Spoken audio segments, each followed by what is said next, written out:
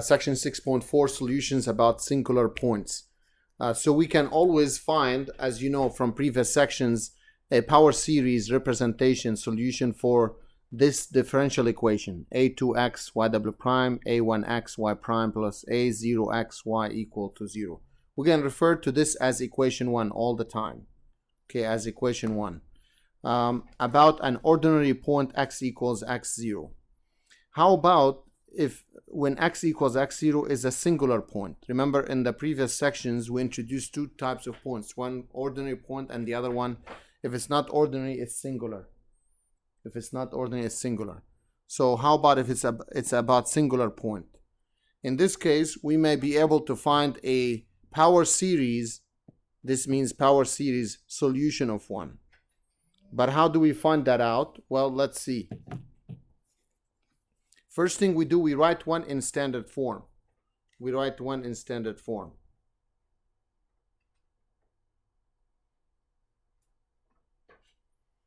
This is the standard form. I'm going to call it equation 2 when you divide everything by the a2 of x.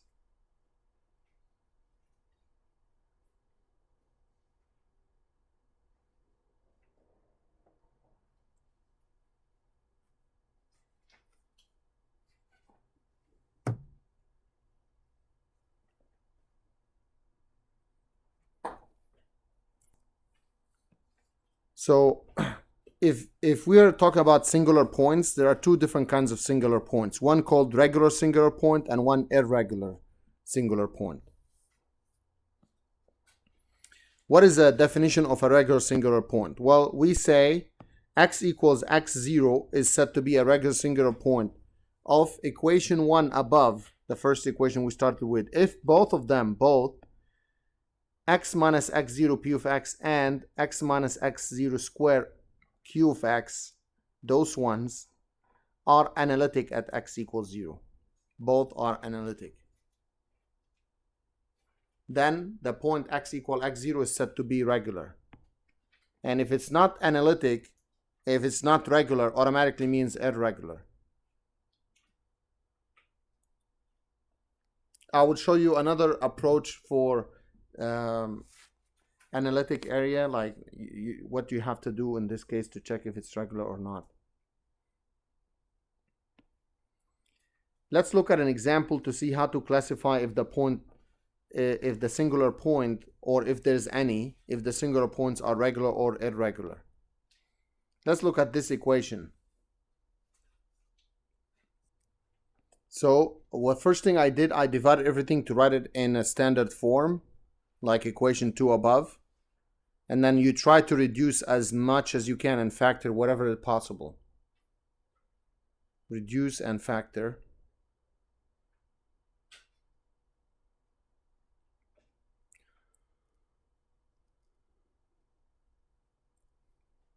And that's what we got. Now p of x is this part, q of x is this part.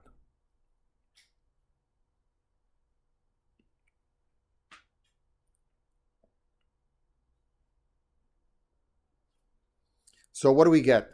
Let's check if x equals 1 is a singular, regular singular point, or, you know, it's not analytic at that point.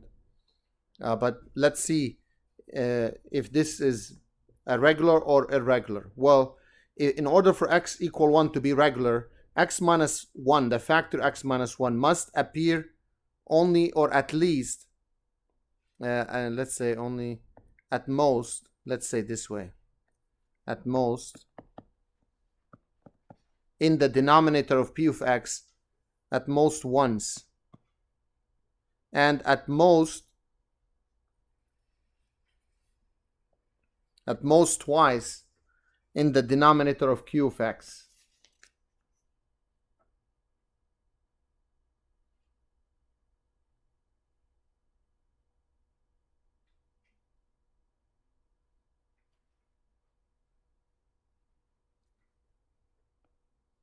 So since that is the possibility here, that you can see x minus 1 appears at most once and twice in the other one at most. So then x equals 1 is a regular singular point. Regular singular point. How about the other one? What makes the denominator 0? Either 1 or -1. So those are the ones are singular points. But we're trying to classify them as regular or irregular. So at x equals -1, this means, notice x plus 1 in p of x appears more than once, more than one time in the denominator. So this means automatically you don't have to check it for q of x. Then automatically it's irregular singular point. Irregular. We have the next one. It's another example. Try this one very quick. Okay, so the first thing I divide everything by x squared times x plus 2 all squared, and of course I factored this one as x minus 2 x plus 2, and I simplified. That's what we got.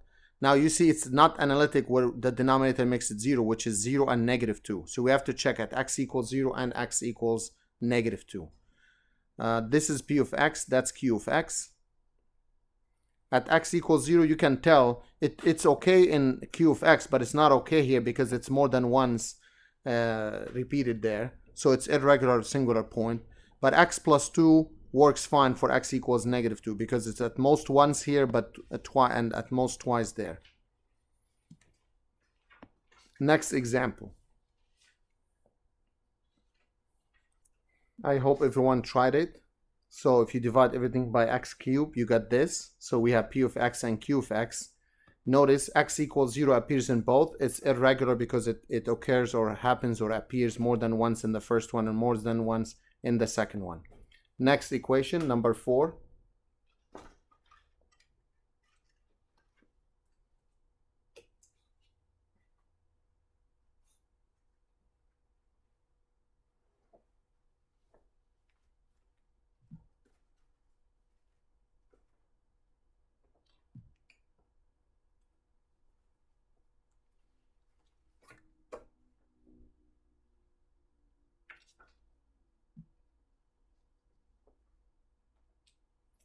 Okay, here, if we divide everything by x, I got this one. Mo, you're muted. If you look at this one, you need to go back to this one. So now we have yw prime, as you can see. See what you can do next.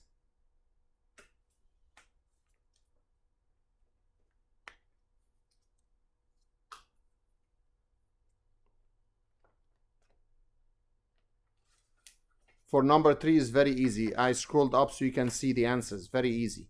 If you don't know why x equal 0 is irregular, means number 4. As you can see, -2, just p of x is only -2. That means I rewrote it as -2 over x minus 0 to the 0, or just x to the 0. The same thing for q of x, 5 over x means 5 over x minus 0 to the first power. What do you think? Is this at x equals 0, is the regular or irregular singularity? So that's something you want to think about.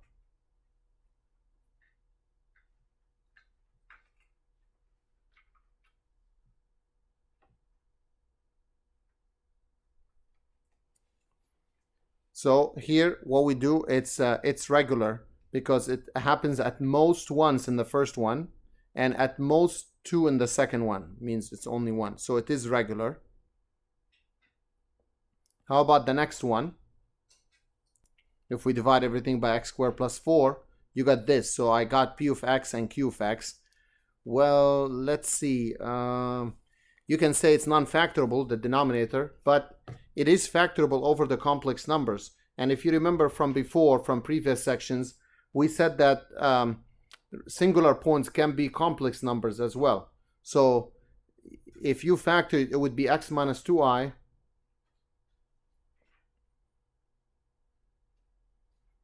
and x minus 2i.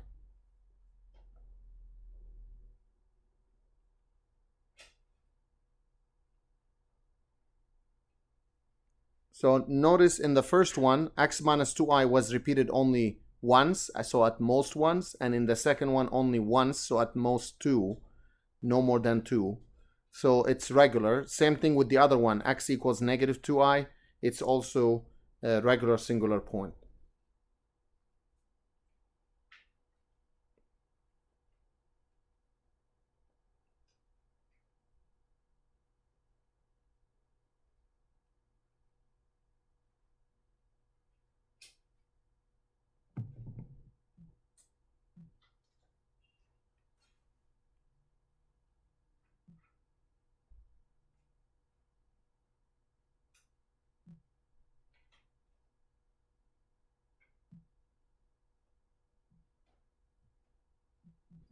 So now the question is that we're going to answer next is how to solve differential equations, such as like the first one we introduced today, about a regular singular point. That's the main thing. We learned how to solve differential equations about not singular. What's the other one? Not singular point. What do we call them? Ordinary point. Yes, we learned that in the previous section. And here we're going to learn how to solve differential equations about a regular singular point. Okay, to do that, we introduce Frobini's theorem. It's a German mathematician. His theorem said,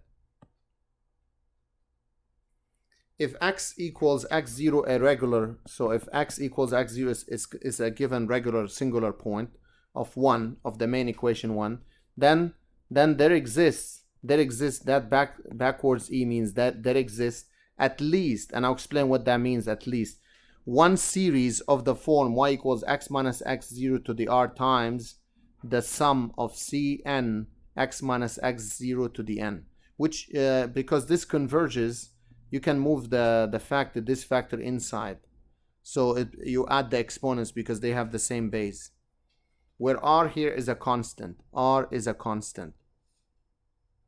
In the previous stuff we did, when we solved equations using power series, we had a guarantee that there's always two solutions, but here is not always guaranteed that there are two solutions. That's what it means, at least one. It could be one or two, depending on the equation. So the idea here is that this series, just keep in mind, the series will converge, or will converge at least on some, will converge on at least some interval x minus x0 from 0 to capital R.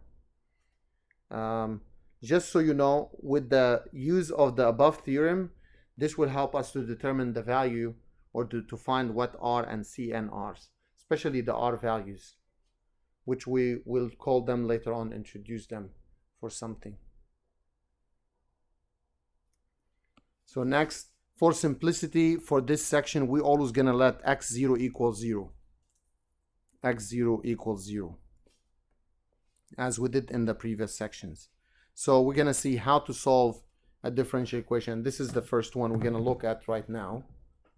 3xy double prime plus y prime minus y equals to 0. To start with something like this, again, x equals 0 is a regular singular point. Move on. To start with this, we start with y equals cn x to the n plus r. Where did that come from? From the theorem. Notice how the theorem, if you look at this and replace x0 with 0, right? So we get y, then we need to find y prime and y double prime.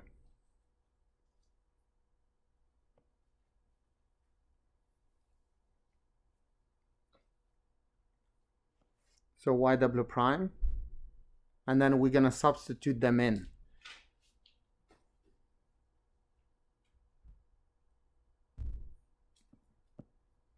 When I substitute them in, this is what I got.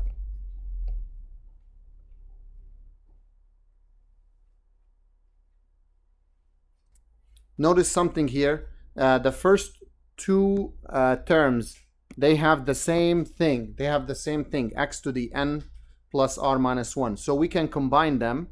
We can combine them into one sum. We can combine them into one sum.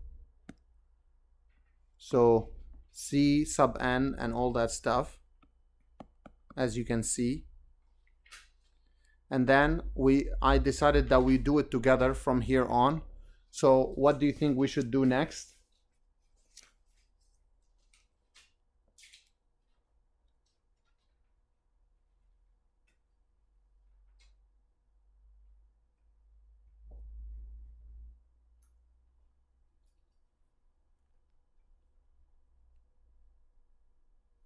So we need to make the terms match. How do we make the terms match?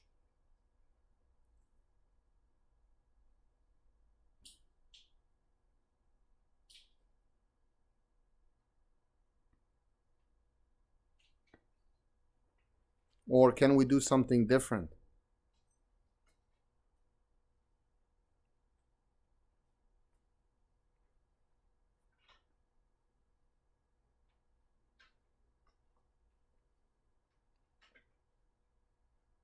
We factored Cn out and we factored n plus r out. That left 3n plus 3r minus 3 plus 1 from the other one. That's why it's minus 2. No, it's minus 2, not minus 3. When you factor, let's say like 2x squared plus x. You take x out. What is left? 2x plus 1. Don't forget that plus 1.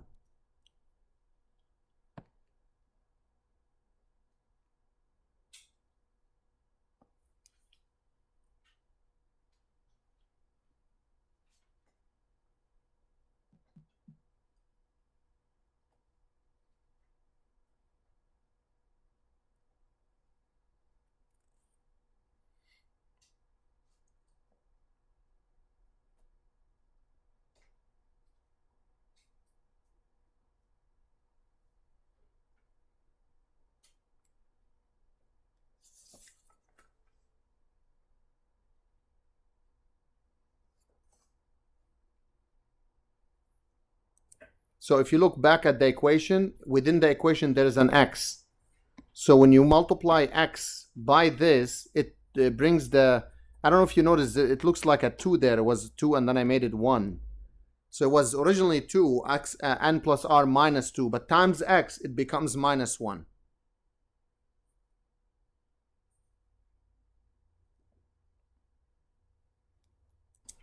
So we continue with this one now. How are we going to deal with this? Watch how we're going to deal with this. Let me do it one step at a time, because a lot of you forgot algebra. So let's keep this as is and rewrite this as x to the n times minus 1 times x to the r. So I separate x to the r term. Always in all the solutions we do it this way. X to the n times x to the r. Why did I do this? Because now I want to factor out x to the r. Factor x to the r all the time. In any equation you try to solve in this section. So n plus r stays the same. 3n plus 3r minus 2 cn x to the n minus 1 plus minus n equals 0 to infinity cn x to the n equals to 0. Then we need to get the those exponents, the n minus 1 n, to match. So what do we do? For this one we take n equals k. For this one we take n minus 1 equals k. So n is k plus 1. So let's see what we get. X to the r stays. Sum. Instead of n, when n is 0, then k is negative 1. K equals negative 1 to infinity. N is k plus 1. So k plus 1 plus r. 3n and 3r. So there's 3k. It becomes 3k plus 3. So plus 3r. Plus 3 minus 2 is plus 1. ck plus 1 x to the k minus n goes to 0. When n is 0, k is 0. 0 to infinity. C sub k x sub k, or x to the k. Now they have the same x to the k. X to the k term. So what are we going to do with this x to the k? Well, notice the bounds are not the same. K equals 0, k equals negative 1. So this is the smaller one. So we take k equals negative 1 and substitute it in. Let's see what we get. When you put negative 1 here, plus 1 is gone, so there's only r. Negative 3 plus 1, so it's a 3r minus 2. C sub 0, x to the negative 1. Plus, now we make k starts at 0. So k plus 1 plus r stays the same. 3k plus 3r plus 1 stays the same. C sub k plus 1 x to the k minus k equals 0 to infinity. C sub k x to the k. All this equals to 0.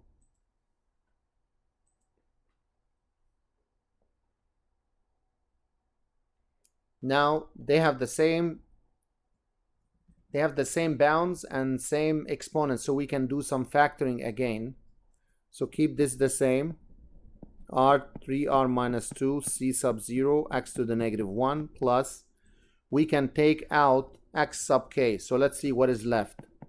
k equals 0 to infinity. So what is left here? K plus 1 plus r times 3k plus 3r plus 1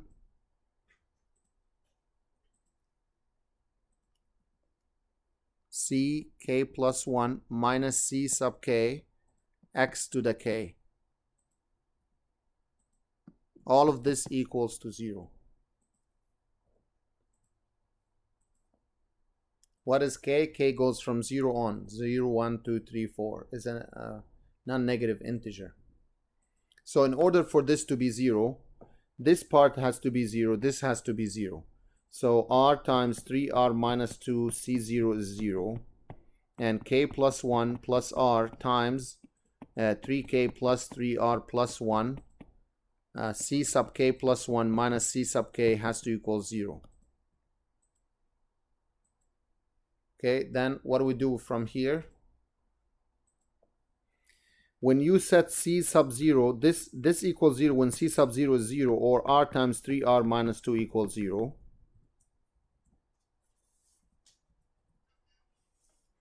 Okay, and the other part, let's come back to it in a minute. We are going to solve for this part as we did before. For c sub k plus 1 is c sub k over k plus 1 plus r times 3k plus 3r plus 1.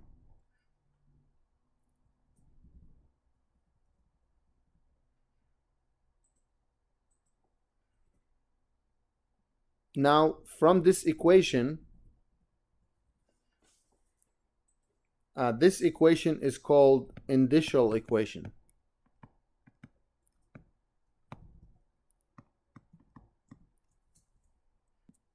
So that's an indicial equation. The roots for this equation are called indicial roots. So r equals 0 and r equals 2/3. Those are called indicial roots of the equation. And I'll show you how this will help us here. So if we go back to that part there, what are we going to do with this one? Well, we're going to start taking values for k. Remember, k is 0, 1, 2, etc. But to be able to find what c sub 1, c sub 2, c sub 3, etc., what we need to do here is, again, before that, c0 equals 0 doesn't do anything for us. It doesn't help us. It doesn't give us any information. So we just ignore that part. We just have to deal with the indicial equation. For r equals 0, we're going to look at these two cases. When r equals 0, what happens? And when r equals 2/3, what happens? So let's do with the 2/3 first. So when r is 2/3, that ck plus 1 becomes c sub k, and we're going to substitute instead of r, so k plus 1 2/3, and 3k plus 3r, so 3 times 2/3, plus 1.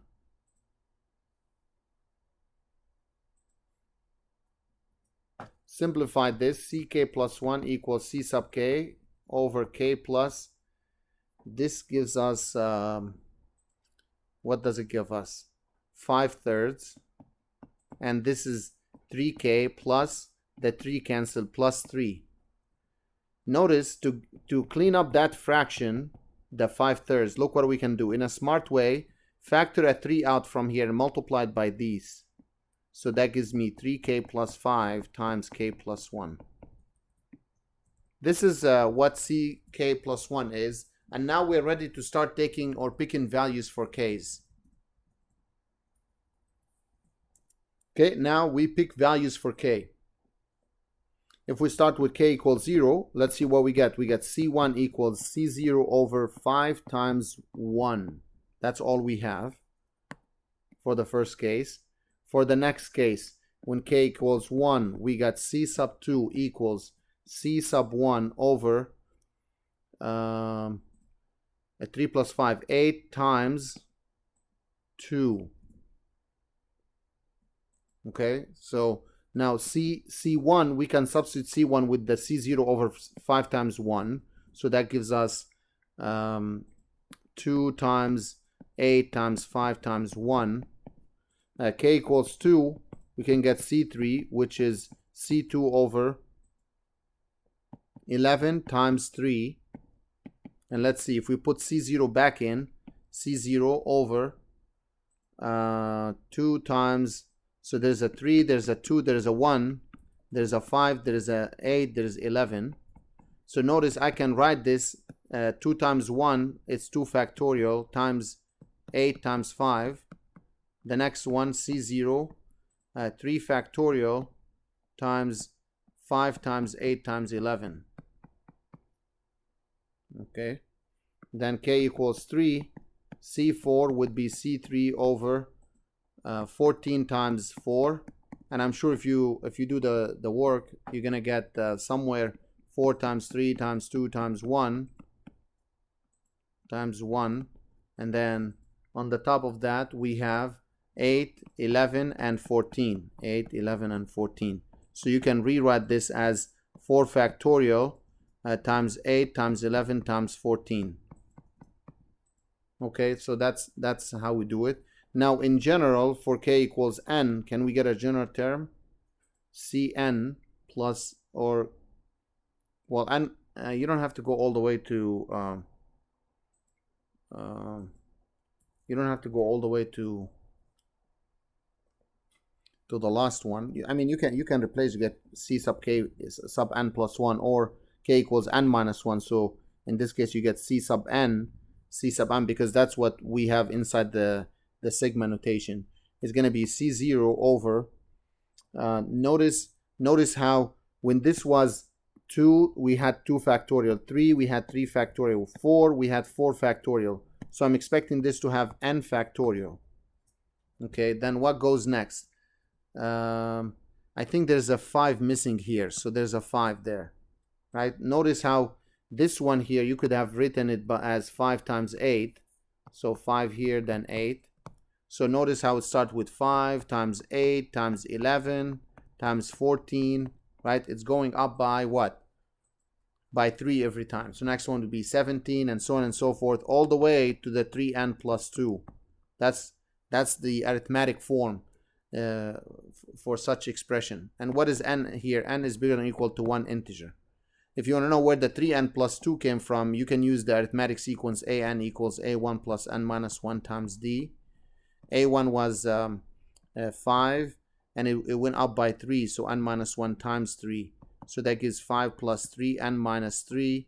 And if you compute this, you're going to get 3n plus 2. That's where it came from. Now, that's the case for when r was 2/3.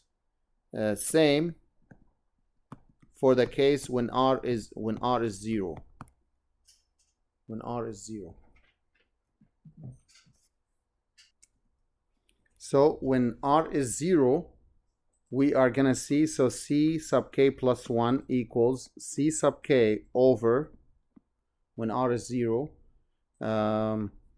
you may go back and substitute in here in this one, when r is 0 is much easier to work with. That gives us k plus 1 times 3k plus 1. Again, k goes from 0 on. Now we can start taking k equals 0. We get c1 is c0 over 1 times 1.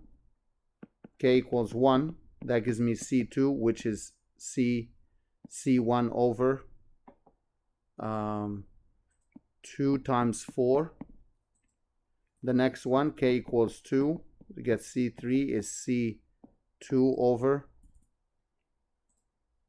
over 3 times 7. But then we can substitute the c1 in for this, and that would give us 2 factorial times 1 times 4. Now if you try it here, it gets c0 over 3 factorial times 1 times 4 times 7. And this can go on and on to go all the way to cn. And what do we get out of cn is going to be c0. Notice the factorial matches, so it's n factorial, then 1, then 4, then 7, and notice how it goes up by 3's, but the starting point is different than the previous one. So that's why here we get, if you do the arithmetic, you would get 3n minus 2, where n starts at 1. 1, 2, 3. That's Cn. So what are we trying to do here actually? Why are we finding this? What's my goal? Where do you want to land at to solve such differential equation? Well, let's see what we need. Okay, let's go back. Go back to Frobini's theorem. So the theorem said, you know, if you have this, you can use this as a solution. And then I wrote a note here. With the use of this theorem, this will help us to determine what? R and Cn. Okay, determine R and Cn. That's what this is for, to help us with R and Cn. So we found R's, right, the two values of R's, and then we took those two values and we found their corresponding Cn's. Why do we need Cn and R? Why is it that? Well, let me show you why. Because when we start to solve this, we said, let this be the solution, right? So this, you can write it as Cn x to the n times x to the r, and goes from 0 to infinity. So we need Cn and r to get the solutions. Two things we need, Cn and r. Okay, we need these two things, that's why. So let's look back at the first case. Now r was 2/3 and we got Cn was C0 n factorial times 5 times 8 times 11. It goes all the way to 3n plus 2. And when r was 0, we get Cn was C0 over n factorial times 1 times 3 times 7 times all the way to 3n minus 2. We got these two things. Now we're going to put them together. Remember, the solution was Cn x to the n times x to the r, and goes from 0 to infinity.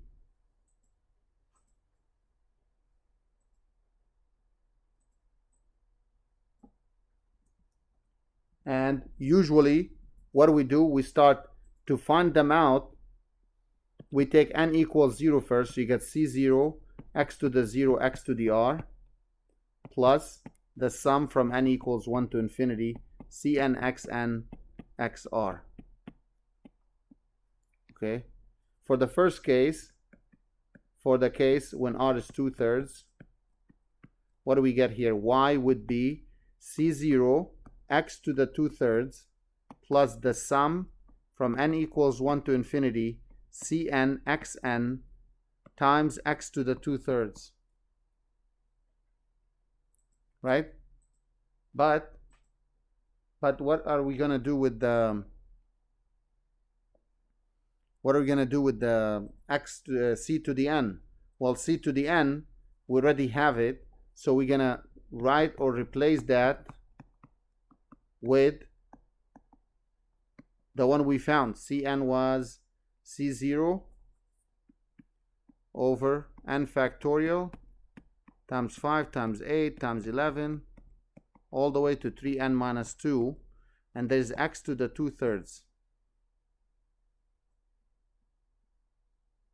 Now, as a final step for this, we can factor out C0. As you can see, we have C0 in both of them, and we have x to the 2/3 in both of them. And that will give us 1. See, the 1 is coming from there, plus the sum, n equals 1 to infinity, 1 over n factorial, 5 times 8 times 11 times to 3n minus 2. Right? Okay, so back to this. So we have x to the n is, we missed it, so there's x to the n.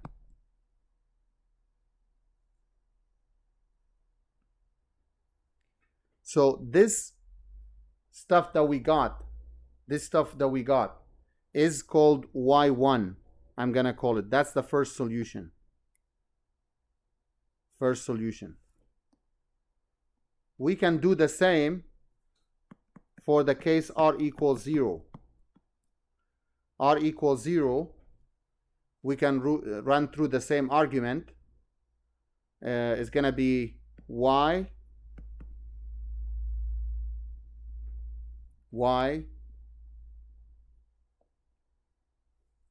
x to the n is here. Y equals C0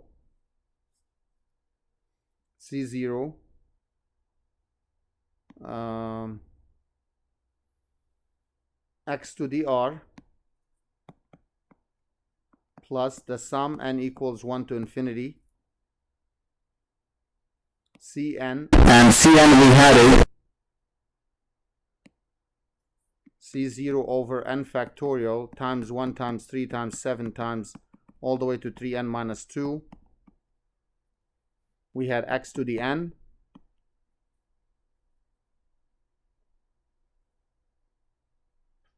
and x to the r.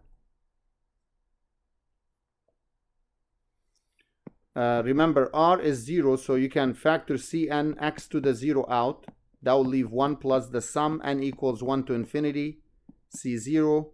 X to the 0 is gone outside, and there's x to the n left, and C0 is out because we factored it out, and that will leave n factorial times 1 times 3 times 7 times times 3n minus 2.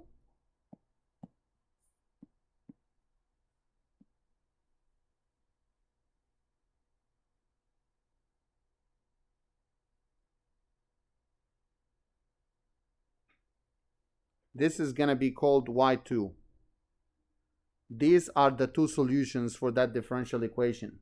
Those are y1 of x and y2 of x are linearly independent.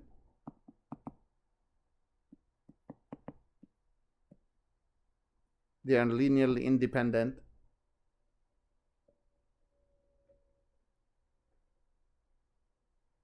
Solutions.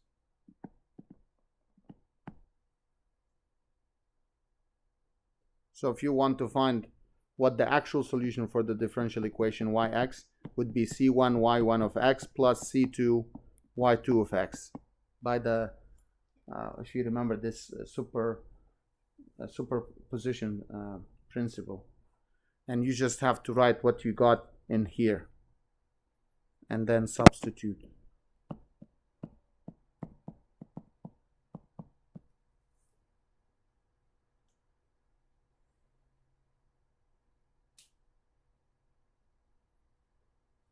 And to find the interval of convergence, converges from 0, if you remember x minus x0 less than r. So 0 here is 0, and you can rewrite this as the absolute value of x less than infinity, because both of these sequences that we found, they both converge by the ratio test if you try to use the ratio test.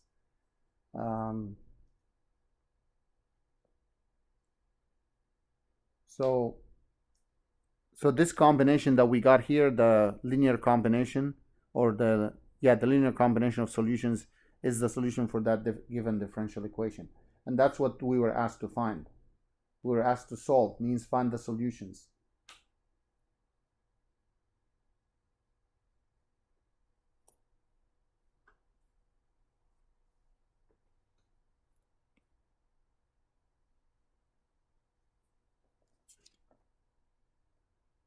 So remember, x equals 0 is a singular point.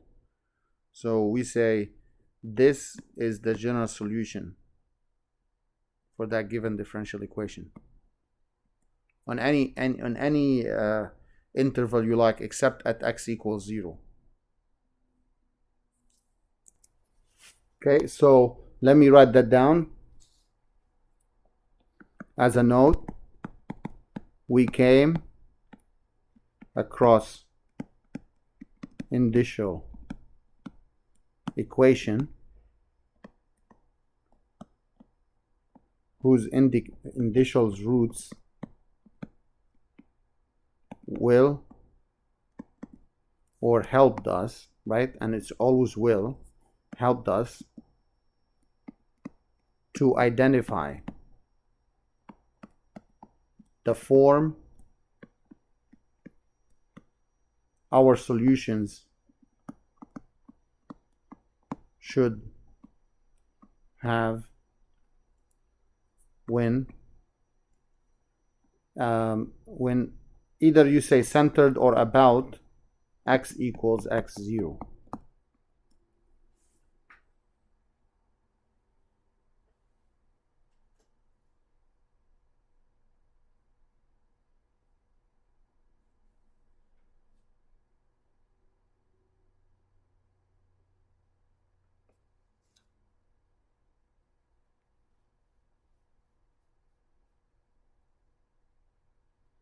So there will be several cases of Frobini theorem,